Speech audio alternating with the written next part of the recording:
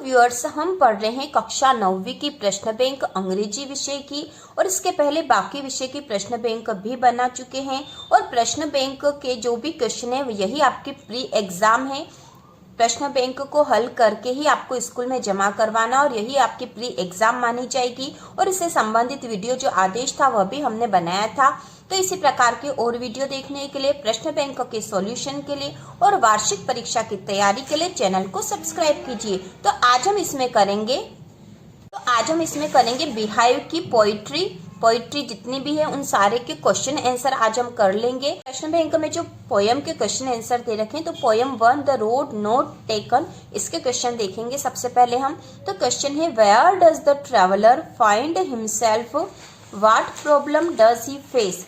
Traveller मतलब जो यात्री था, उसने अपने आप को कहाँ पर पाया और क्या उसने प्रॉब्लम फेस करा। तो इसका आंसर है the traveller finds himself at A cross road in a forest. Forest मतलब होता है जंगल, तो जंगल के एक चौराहे पर उसने अपने आप को पाया था।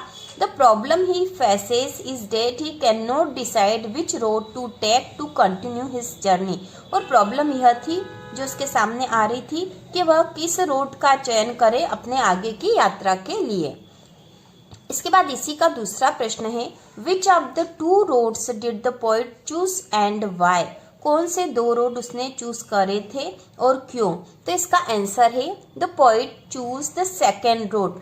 पोएट ने जो दूसरा रास्ता था उसे चूज करा था, बिकॉज ही थिंकिंग, क्योंकि वह सोचता है, that he would come to it some other day, कि वह इस रास्ते पर किसी और दिन वापस आ जाएगा। इसके बाद है पोयम 2 वाइंड हवा। तो इसमें क्वेश्चन नंबर 1 है, how does the poet want the wind to come. Poet मतलब जो कवि है, हवा को किस तरह आना चाहिए ऐसा कह रहा है। तो इसका आंसर है the poet wants the wind to come slowly. Poet मतलब कवि ये चाहता है कि हवा धीरे से आए, and not to destruct anything, और किसी भी चीज को डिस्ट्रक्ट न करे और धीरे धीरे हवा आए। इसके बाद अगला जो क्वेश्चन है इसी पोयम का, what does the wind god do. तो इसका आंसर है the wind god breaks the shutters of the window. Window मतलब खिड़की के जो फाटक थे उसको तोड़ रही है, मतलब वो बज रहे हैं। स्कैटर्स द पेपर्स मतलब कागज जो है फैल गए हैं। Throw the books and tears them, किताबें गिर गई है और वो इधर उधर फैल गई है। तो जब हवा आ रही है तो ये स्थिति हो रही है। इसके बाद वाइंड पोयम का जो तीसरा क्वेश्चन है वह है, who has written the poem wind.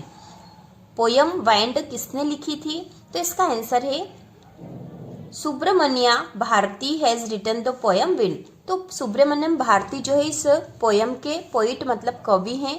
इसके बाद अगली जो पोयम है, रेन ऑन द रूफ, इसके हम क्वेश्चन आंसर देखेंगे। तो इसका पहला क्वेश्चन है, what does the poet like to do when it rains. जब बारिश होती है तब कवि क्या करना पसंद करता है। तो इसका आंसर है व्हेन इट रेन्स, जब बारिश होती है, the poet likes to lie with his head pressed against the pillow. Pillow मतलब तकिया, PILLOW, पिलो मीन्स तकिया, HEAD हेड मतलब सिर। तो जब बारिश होती है तब पोइट मतलब कवि अपने तकिए पर सिर रख देता है और ऑफिस कॉटेज, उसके कॉटेज चेम्बर में, बेड मतलब बिस्तर पे, and listen to the sound of soft rain, और बारिश की आवाज को सुनता है। तो इसका आंसर है when it rains the poet likes to lie with his head pressed against the pillow of his cottage chamber bed and listen to the sound of the soft rain. इसके बाद अगला प्रश्न है दूसरा इसी पोयम का, what sound do the rain drops make. Rain drops बारिश की बूंदे कैसी आवाज कर रही है। तो इसका आंसर है the rain drops play music on the roof, छत पर। ROOF रूफ मतलब छत, तो रेन ड्रॉप्स पानी की बूंदे छत पर, म्यूजिक मतलब संगीत बजा रही है, संगीत की तरह उनकी आवाज आ रही है, and create a sound of पिटर पेटर, और जो साउंड क्रिएट हो रहा है उससे वो पिटर पेटर है। The rain drops play music on the roof, rain drops music play कर रहा है छत पर, और क्रिएट ए साउंड, और एक आवाज पैदा हो रही है, पिटर पेटर। इसके बाद अगला प्रश्न नंबर तीसरा है, what makes an echo in the poet's heart. Poet's के हार्ट में, उसके हृदय में इको क्या बना रहा है? तो इसका आंसर है the sound of rain drops makes an echo in poet's heart. तो इसमें व्हाट मेक्स के स्थान पे the sound of rain drops लिखना है, बाकी पूरा ऐसा ही आ जाएगा। तो व्हाट के स्थान पर हमें केवल लिखना है the sound of rain drops makes an echo in poet's heart. तो बहुत आसानी से आपको याद हो जाएगा। इसके बाद अगला प्रश्न नंबर 4 है इसी पोयम का। What is the single major memory that comes to the poet? कवि के मन में कौन सी एक याद आ रही है? तो इसका आंसर है the single major memory that comes to the poet is that of his mother. जो एक याद उसमें उसको आ रही वह है उसकी माँ एंड हर फॉन्ड लुक, और उसको जो उनका जो लुक दिख रहा है, उसका जो चेहरा दिख रहा है वो उसे याद आ रहा है। अगला प्रश्न 5वां है who are the darling dreamers the poet refers to? Poet कवि डार्लिंग ड्रीमर्स किसे कह रहा है? तो इसका आंसर है darling dreamers are those kids, KIDS kids मतलब बच्चे, who remember their mother like the poet. तो यहाँ पर darling dreamers are those kids वो बच्चे हैं हु रिमेंबर देयर मदर जो अपनी माँ को याद करते हैं, लाइक द पोइट जैसे कवि याद कर रहा है। तो जैसे पोइट अपनी माँ को मदर को याद कर रहा है, वैसे ही जो बच्चे अपनी माँ को याद करते हैं उन्हें डार्लिंग ड्रीमर्स कहा गया है। इसके बाद जो अगली जो पोयम 6 है नो मैन आर फॉरेन, उसके क्वेश्चन आंसर हम देखेंगे जो कि इम्पोर्टेंट है प्रश्न बैंकों के अनुसार। तो इसमें जो प्रश्न पहला है whom does the poet refers to as our brother and why? तो पोइट ने अवर ब्रदर हमारे भाई किसे कहा है और क्यों? तो इसका आंसर है the poet refers to the people living in other countries as our brothers.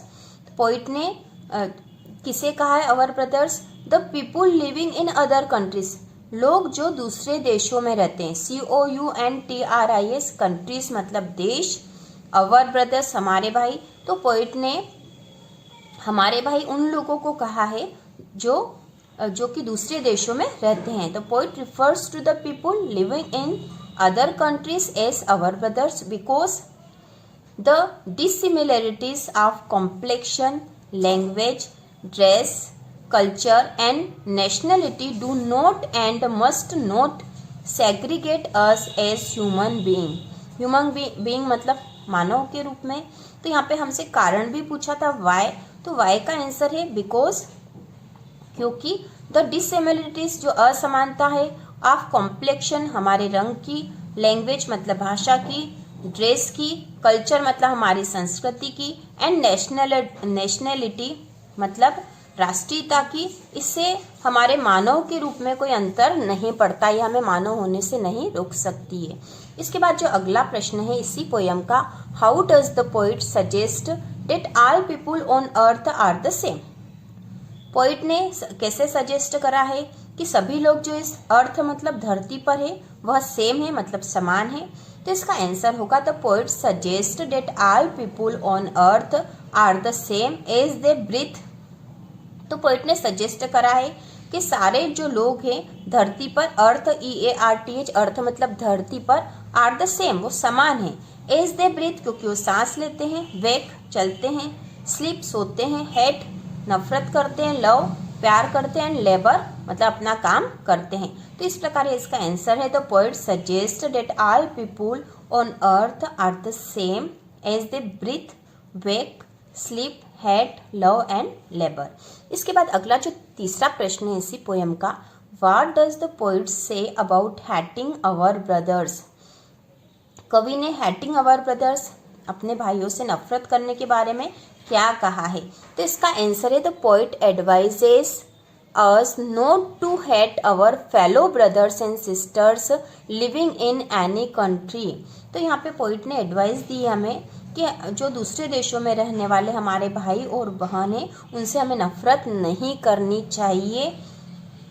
According to the poet they are people like us, कवि के अनुसार वो भी हमारे जैसे लोग हैं, and share so many things with us, और वो हमारे साथ बहुत सारी चीज़ें बांटते हैं। तो इसका आंसर है the poet advise us not to hate our fellow brothers and sisters living in any country. According to the poet, they are people like us and share so many things with us. उसके बाद इसी poem का 4th question है, When do we defile the earth? हम धरती को DEFILE defile मतलब अशुद्ध, हम धरती को अशुद्ध कब करते हैं? तो इसका आंसर है When we take arms against each other. जब हम आर्म्स ARMS आर्म्स मतलब हथियार, जब हम एक दूसरे के खिलाफ हथियार उठा लेते हैं. स्टार्ट ए वार WAR वार मतलब युद्ध, स्टार्ट ए वार एक युद्ध शुरू करते हैं. अगेंस्ट ईच अदर एक दूसरे के खिलाफ. वी डिफाइल द अर्थ हम धरती को अशुद्ध करते हैं. तो when we take arms against each other and start a war against each other we defile the earth. तो जब हम एक दूसरे के खिलाफ हथियार उठा लेते हैं और युद्ध को शुरू कर देते हैं एक दूसरे के खिलाफ, तब हम धरती को अशुद्ध करते हैं. इसके बाद जो अगली पोएम नंबर 7 है, the duck and the kangaroo. इसके क्वेश्चन आंसर जो इम्पोर्टेंट है वो हम देख रहे हैं. तो इसका जो पहला क्वेश्चन है, where did the duck live and what did he long for. Duck जो है कहाँ रहता था and what did he long for, और कहाँ जाना चाहता था. तो इसका आंसर है the duck lived in a pond which he considered nasty as he was bored of his life. तो डक जो एक पॉन्ड में एक तालाब में रहता था, विच कंसिडर्ड नेस्टी, विच ही कंसिडर्ड जिसे वह नेस्टी NASTY नेस्टी मतलब बुरा बताता था, कंसिडर करता था मतलब बताता था, नेस्टी मतलब बुरा. As he was bored of his life क्योंकि वो अपने जीवन से बोर हो गया था. He wanted to leave that place वह उस स्थान को छोड़ देना चाहता था. And see the world beyond और वह विश्व को देखना चाहता था. तो इसका आंसर फिर से एक बार देख लेंगे हम. The duck lived in a pond which he considered nasty as he was bored of his life. तो डक जो है एक तालाब में रहता था जिसे कि वह बुरा बता रहा था क्योंकि वह अपने जीवन से बोर हो गया था वहाँ रह के. He wanted to leave that place वह उस स्थान को छोड़ देना चाहता था. And see the world beyond और विश्व को देखना चाहता था. इसके बाद जो अगला प्रश्न है, प्रश्न नंबर 2 है इसी पोयम का, where did the duck want to go. Duck कहाँ जाना चाहता था. What did he request the kangaroo to do और उसने कंगारू से क्या करने की रिक्वेस्ट करी थी. तो इसका आंसर है the duck wanted to see the world away from the pond he lived in. तो डक वांटेड मतलब चाहता था, to see the world, see मतलब देखना, वर्ल्ड मतलब विश्व. डक विश्व को देखना चाहता था. Away from the pond he lived, कौन से विश्व को, जो कि उसके पॉन्ड से बाहर का जो विश्व है वो केवल पॉन्ड में रहता है और वहाँ रह के वो बोर हो गया है. अब वो दूसरी दुनिया को देखना चाहता जो कि पॉन्ड से अलग है. ही थॉट वह सोचता है that he would visit the Dee and Jelly Bo Lee. ये दो एक स्थान के नाम है, डी एंड जेली बोली जिसका नाम पोयम में आया है. तो वह इन स्थान पर विजिट करना चाहता था, घूमना चाहता था. ही रिक्वेस्ट द कंगारू, उसने कंगारू से रिक्वेस्ट करी to let him ride on his back, कि वह उसके पीठ पर उसे सवारी, राइड मतलब सवारी करने दे. एज ही हॉप्ड अवे, जिससे कि वह कूद कर बाहर जा सके, दूर जा सके. तो इसका आंसर है the duck wanted to see the world away from the pond he lived in. जिस पॉन्ड में वह रहता है उससे बाहर की दुनिया को वह देखना चाहता था.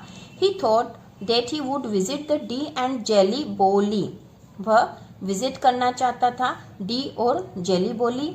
ही रिक्वेस्ट द कंगारू, वह कंगारू से रिक्वेस्ट करता है to let him ride on his back and as he hopped away, वह उसकी पीठ पर उससे सवारी करने दे और वह हॉप्ड कूद कर दूर जा सके. के बाद इसी पोयम का 3रा क्वेश्चन है, what did the duck promise the kangaroo. Duck kangaroo से क्या प्रॉमिस करता है. तो इसका आंसर है the duck promised that he would sit still but only quake.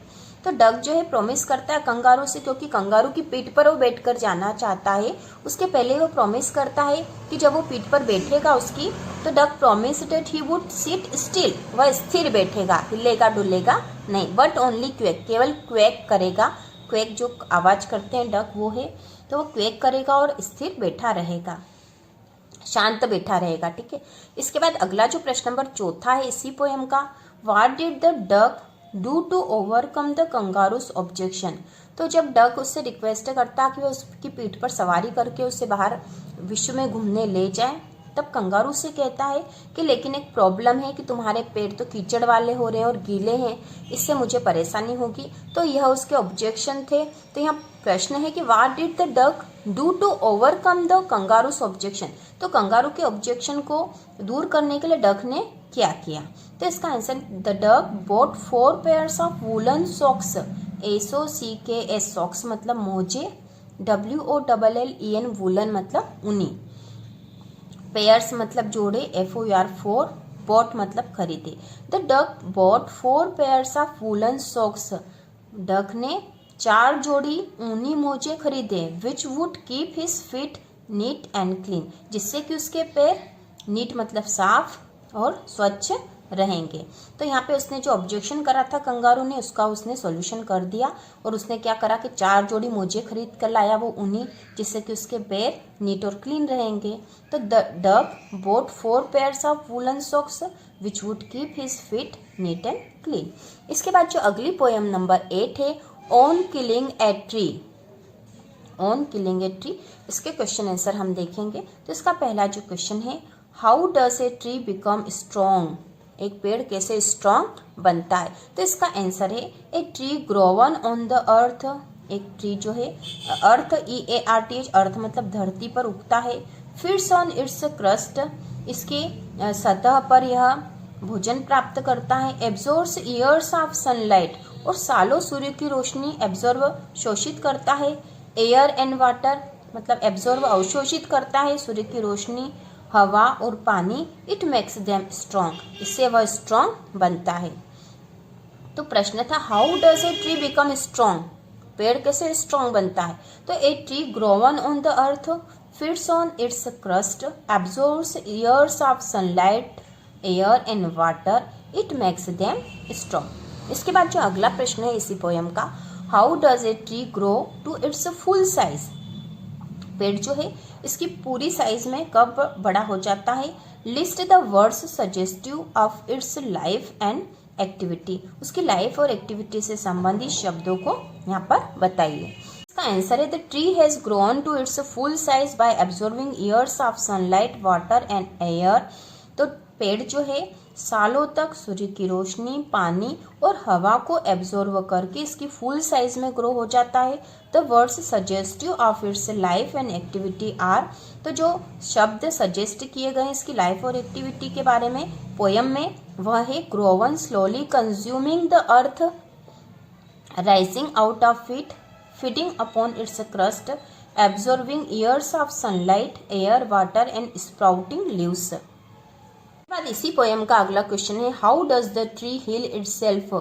Tree मतलब पेड़ अपने आप का उपचार कैसे कर लेता, अपने आप ठीक कैसे हो जाता है। तो इसका आंसर है, the tree can heal itself by absorbing the air, water and sunlight after being attacked, chopped and hacked.